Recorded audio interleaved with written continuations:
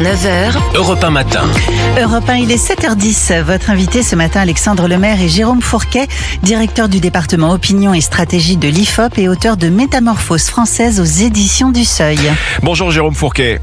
Bonjour. Marine Le Pen, condamnée en appel pour détournement de fonds publics. Marine Le Pen, candidate à la présidentielle. Elle l'a annoncé hier soir. Au terme de sa condamnation, Marine Le Pen est à nouveau éligible et elle annonce se pourvoir en cassation pour suspendre son obligation de porter pendant 1 an un bracelet électronique. Marine Le Pen, candidate. Première question, Jérôme Fourquet. C'est une surprise? Ça vous a surpris?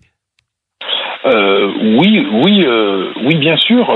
Maintenant, une fois que le jugement a été connu, il y avait une certaine cohérence du point de vue de Marine Le Pen à se porter candidate, cohérence vis-à-vis de son système de défense, puisque depuis le début de cette affaire judiciaire, elle clame son bon droit, et donc c'est une façon d'aller, j'allais dire, jusqu'au bout de la démarche en se pourvoyant en cassation.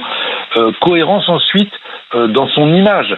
Elle a évoqué hier sur TF1 le fait qu'elle vivait cela comme une épreuve, comme beaucoup de Français en vivent, et elle veut envoyer le message qu'elle n'aura pas la main qui tremble, qu'elle tiendra fermement la barre et que les Français peuvent compter sur elle. Et puis cohérence aussi dans cette annonce de finalement se porter candidate pour marteler l'idée que les Français sont face à un choix décisif, un choix historique, et qu'elle représente l'alternative et l'alternance à la fois à un vieux système politique à bout de souffle, mais aussi un système politico-judiciaire dont elle serait la victime. Oui, alors elle se pourvoit en cassation, Marine Le Pen. Ça veut dire que sur le plan judiciaire, elle n'est pas tirée d'affaire. Elle prend un risque là, en choisissant malgré tout de mener campagne, d'être candidate? Alors c'est le tout pour le tout, et encore une fois, c'est d'aller jusqu'au au bout de cette démarche avec une prise de risque effective, puisque nous allons être suspendus collectivement à la décision de la Cour de cassation, qui va peser un peu comme une épée de Damoclès sur tout le déroulement de la campagne, et en permanence, elle sera d'une part prise à partie par ses opposants sur le plan de la morale. Ça a déjà commencé, hein? Oui. Bien évidemment, et c'est de bonne guerre, et de la probité, mais aussi sa campagne va être placée sous le sceau de l'incertitude, ce qui est toujours un souci. Alors l'incertitude, Marine Le Pen a dit hier soir « j'ai les mains propres ». Ça rappelle d'ailleurs au passage un slogan de son propre père Jean-Marie Le Pen, « main propre et tête haute ». Elle dit aussi, Marine Le Pen, par rapport à ce que vous dites Jérôme Fourquet, les Français seront juges si elle devait être condamnée en cassation. Marine Le Pen candidate, ce n'est plus la justice qui est juge. Alors, on est dans un système institutionnel dans lequel existe la séparation des pouvoirs.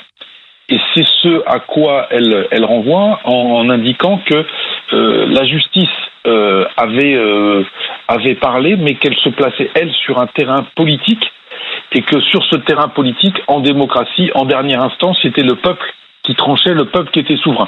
Donc on est aussi sur une vieille rhétorique familière à cette famille politique, qui est celle de l'appel au peuple, en disant voilà, en dernière instance, c'est le peuple qui tranchera, et je m'en remets à ce peuple souverain qui saura, lui, dans le secret de l'isoloir, porter un jugement éclairé. Alors l'appel au peuple, justement, la question c'est comment vont réagir les Français, et en particulier l'électorat du RN. Vous l'avez analysé, Jérôme Fourquet, vous le connaissez très finement, cet électorat à la fois très divers et attaché à la figure de Marine Le Pen. Est-ce que vous diriez que c'est un électorat qui est insensible à ces ennuis judiciaires, ou pas? Alors, cet électorat du Rassemblement national se vit comme étant, si vous voulez, dans une citadelle assiégée par selon leurs termes, un système judiciaire, politique, institutionnel qui veut empêcher à tout prix le Rassemblement national et sa championne Marine Le Pen d'accéder au pouvoir.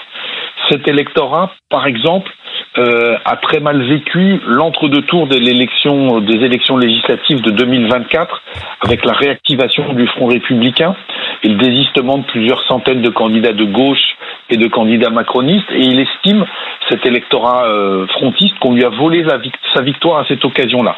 Et depuis le déclenchement de cette affaire et ce procès, une grande majorité de ces électeurs considèrent que c'est une manœuvre judiciaire pour faire taire leur championne et pour l'empêcher d'arriver au pouvoir. Donc c'est ça l'état d'esprit de cet électorat aujourd'hui.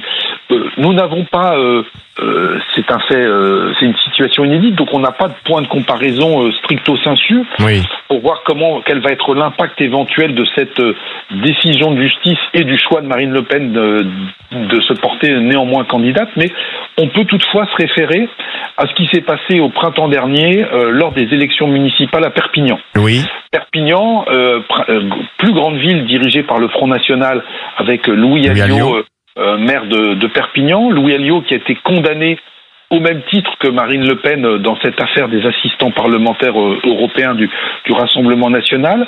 Eh bien, Louis Alliot a été réélu dès le premier tour en mars dernier. Et quand nous interrogions pour la presse locale les électeurs qui comptaient voter pour Louis Alliot sur l'impact que pourrait avoir cette décision judiciaire sur leur comportement électoral, 8 sur 10 d'entre eux disaient que ça n'aurait pas d'influence sur leur choix électoral et 10% que ça les incitait même à voter, à soutenir encore davantage leur champion. Donc loin d'être un handicap, ce pourrait même être un avantage, dites-vous, pour Marine Le Pen pour mener campagne.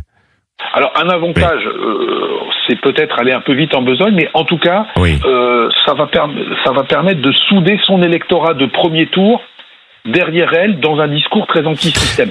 Le vrai sujet, ce n'est pas cet électorat de premier tour, c'est l'électorat de second tour. C'est-à-dire, c'est le fameux plafond de verre. Vous savez que dans notre système électoral à deux tours, au deuxième tour, il faut faire à une présidentielle 50% des voix plus une.